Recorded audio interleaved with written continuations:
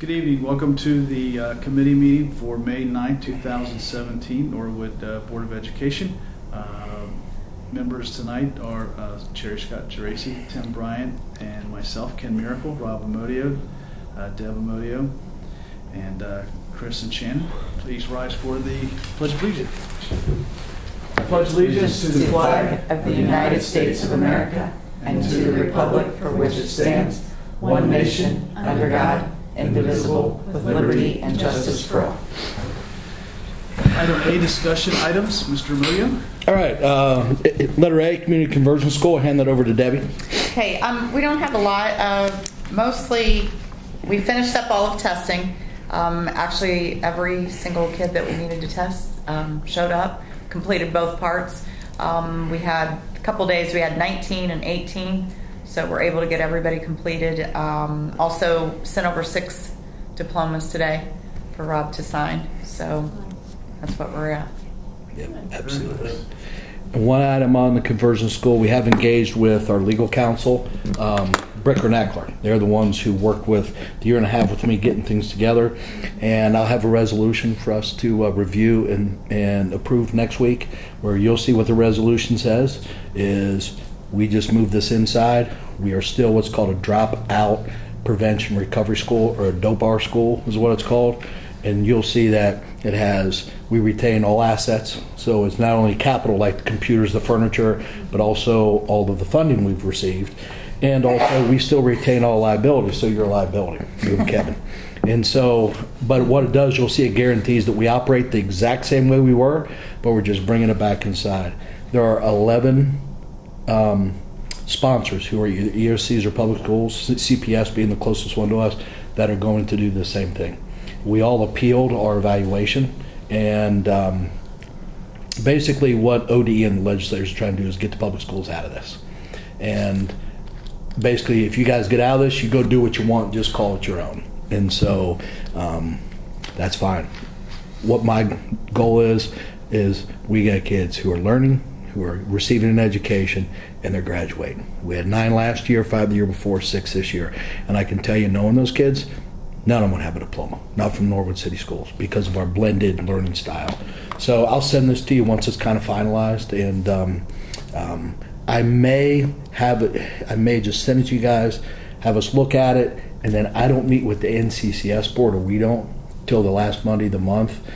They deserve to hear from me, and so I'd like to talk to them, tell them you're still going to have a role. You're going to be the advisory board instead of what's called a board of directors, because they've, as we talked last week, they've engaged. They've spent time with us, and then have us approve it afterwards. We can approve it any time between now and June 30th. So it's a harmless agreement. What I like is it guarantees our funding, and it guarantees that we just keep doing business like we are under the public school setting, and we are truly a dropout prevention. That is what we're doing. We are keeping our kids who would be dropouts and not receiving education and not receiving a diploma. So I'll send it. It's a bunch of legal words. We use Bricker and Eckler because they were the ones in the state who helped public schools do these things. And Dennis Roberts Fisher, this is not their ball game. So, any questions? Okay, facilities master plan, as you guys saw, work has begun. They weren't working today because right now they're power washing and grinding. And you would think you could power wash or grind in the rain, but it shorts out the generators. So now, when it's not raining or there's rain in the forecast, they work. Starts raining, they go get in their trucks. Rain stops, they come back out. And so right now they're working on they've got pretty much the field house completed already, just the grinding and blowing out the mortar joints with the pressure washer. What is kind of neat to see is, and you'll be able to see this when I send you some pictures, once the grinding and the pressure washing is completed in an area, and then the mortar's packed in, it looks like a brand new school. Already has brought out colors of a lot of the ornamental architecture up on the top of the field house. So, and then we had our pre-construction meeting today for security. Met with the contractor, and he gave us the name of the 11 subs who are on this, because you got a drywall guy, masonry guy, glass guy, aluminum guy, electric, all these things. And that work at the earliest will start on Saturday of Memorial Day weekend. At the latest, it'll start the day after Memorial Day. And they're working 7 in the morning until 9 at night, and that's all summer, other than Sundays and July 4th, because it's we have a substantial completion date for July 31st. Basically, substantial completion is 90%. and then week before school starts is 100% completion. We've got a good contractor, and Dave and John and the guys from Steed and Paul are familiar with all of the subs we have, and I know about half of them. So it's a good team on a complex job. The first buildings that they'll be on are the ones that are requiring some demolition, which is middle school, because the marble is being removed off the steps, set aside, and they have to actually frame up and move the steps out 2 feet towards the front glass. Then they put the marble back on as to give us enough landing or walk space to be by code. And then we have some demo to do at Sharpsburg because the office is getting moved into a catty corner across the hall to Laura Stryker's room. So the ones that have some demo, they'll be on those buildings first for about a week and a half before they dig into everyone else. This one's pretty simple. The high school's pretty simple. View and reality is not a a huge monster, but Sharpsburg Elementary and middle school, because of the steps, are the monsters. So that's where they're going to have all their labor at first. What I'm going to add to that link is Cherry brought up a good idea. Why don't we put what the estimate was and what we got the bid for, to start showing that, hey, we're already under budget. And also I'm going to have some language in there about what are you looking at. Right now you see a guy in a boom crane grinding something on. Okay, yeah, that's the field house. I know what that is. But I'm going to add some language in their description. And we will do weekly updates. And it's as fancy as me driving up and going, hey, guys, I'm taking your picture. Don't worry about it. And snapping the pictures, come back, send them to Terry. She uploads them. So we're going to be doing weekly updates, and you'll be able to really see the progress. We could do it through our security camera, take stills off security camera. But a lot of that is looking straight down on the exterior work, so it's easy for me to just take pictures, too. So, but it's exciting. We're rocking and rolling. So, any questions on facility plan? Okay.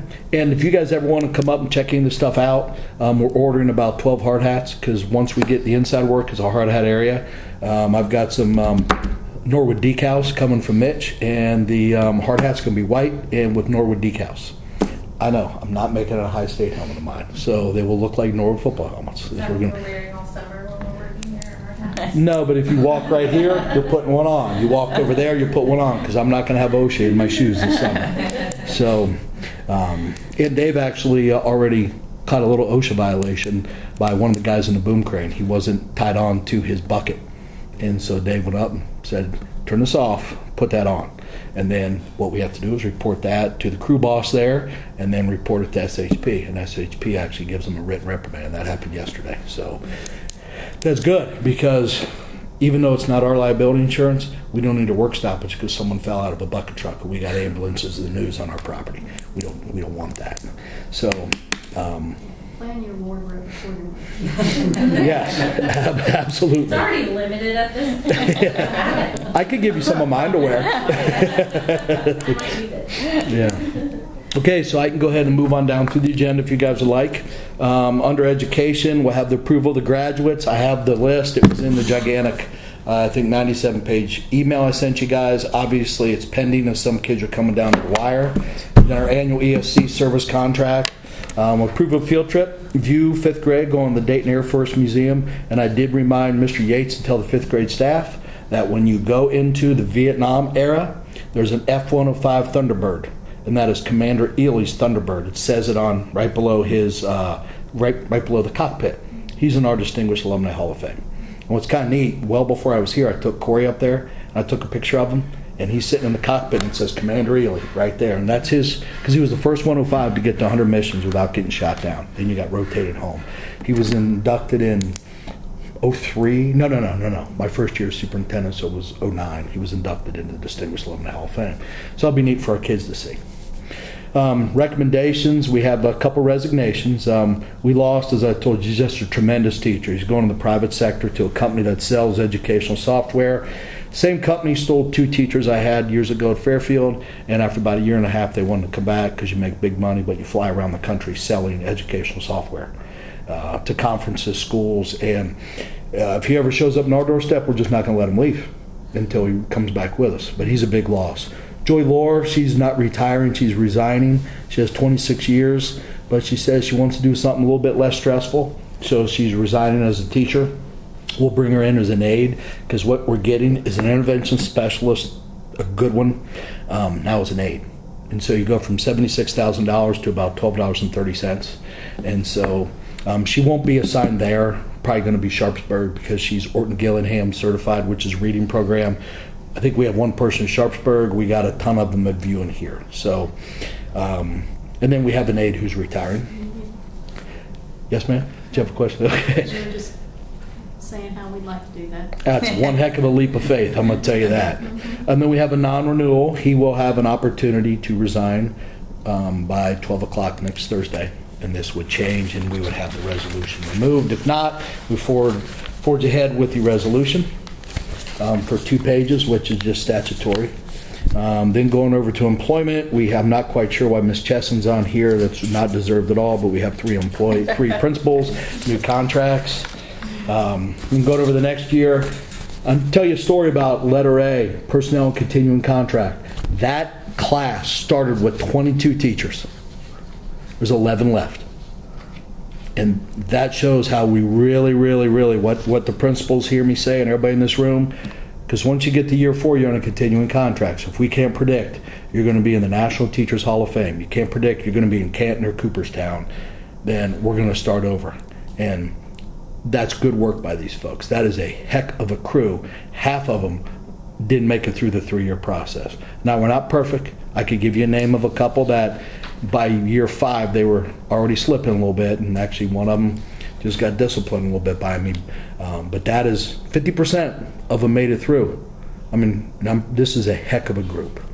Then you got people on the 3rd 1-year contract. That's a really good group too. Personnel on a 2nd 1-year contract. That's a good group. And I'm really proud of our staff and principals, because you think about this, guys. Of the 19 we hired last year, 17 are coming back. Mr. Hale's not, and then we had a teacher who missed as of 2 weeks ago, 43 days, and so she resigned. Yeah, that's called a lack of interest. That's basically 1 academic quarter. Yeah. And so then we got our new hires here, and I can tell you we really jumped on this earlier because it's much more competitive than it was a couple years ago when districts were laying people off.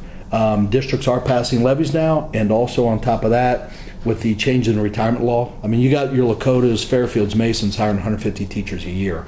So we just got at it earlier. And right now we have 3 vacancies left. And we should have those wrapped up before, probably by the end of next week. I hope to have them all on the agenda for next week. And what's really neat too is Byron Keeling, Morgan Gill. They're Norwood residents, not Norwood folks, but they there's a couple people who taught together at North Couch Hill, all went together and bought a house on Carter. And that's 2 of them. We didn't know that until I'm interviewing back to back, and I'm like, you guys know each other? Oh yeah, well there's 4 of us bought a house on Carter. I'm like, okay, you got a short drive to and from work. Be there on time. So Jordan Simmons, as you see, she came back working part-time for us to teach physics, which is what Mr. Hale taught. And so what we're filling at the high school is the other couple bells of just a integrated science. And then I have a Joy Loris position still to fill and a middle school intervention specialist to fill. So we're about finished. You always get one that pops up in the summer. Someone decides to stay home. Spouse gets transferred, but I'm really proud of our staff. They've done a good job, and I've been really impressed with these guys here. You see, the days are gone where you can get somebody on step 9 and say, I tell you what, I'll give you step 4 to come work here. Those days are gone because people aren't getting laid off. When people are getting riffed, I'm getting people on step 7 and 8 and giving them step 1 because of beat unemployment or subbing. Now we're paying for talent. When you see the one in the middle of step 9, he's been teaching 7th and 8th grade algebra at Taft High School, and I actually know him personally, and he's a phenomenal teacher. So, and in math and science, I'm a big believer. If we got to spend a little money, we're going to do it because those are our hardest content areas to find people and find quality. Going over to the next page, summer school staff. We got 11 kindergarten camp, 8 for elementary, 3 for middle school, 3 for high school. Construction supervisor is 1 position. We got our last 2 spring sports that all their paperwork finally came down from ODE. We have 15 policies, and I sat in my office and listened to Ms. Chesson read every word of them to me, didn't I, Christina? Oh, there you go. So, and then a couple facility requests. So, Kenny, are you running the Senior Olympics one there on May 13th? You know know what? I'm going to give it a shot. So, and then we'll have the forecast will be 5-year forecast will be approved in May. So, any questions? No kidding. Senior Olympics. Thought you got your invite. Hey, man, how old you got to be to run in a Senior Olympics? 51. 51? Qualified. Well, Shut up. I'll take somebody. Hey, Golden Buckeye card at 52. Here's what I know. You get 25% discount on Tuesdays at Olive Garden in 1 year. Just know we're going to Olive Garden every Tuesday night. You're going to turn 50. I don't want to hear it. Nah. Yeah. Nah, I wouldn't do that. I quit counting. I tried to go backwards. It didn't work. Dog years. Yeah. Just do it. 37 years. Is that it? That is the agenda for this evening. Any questions? All right.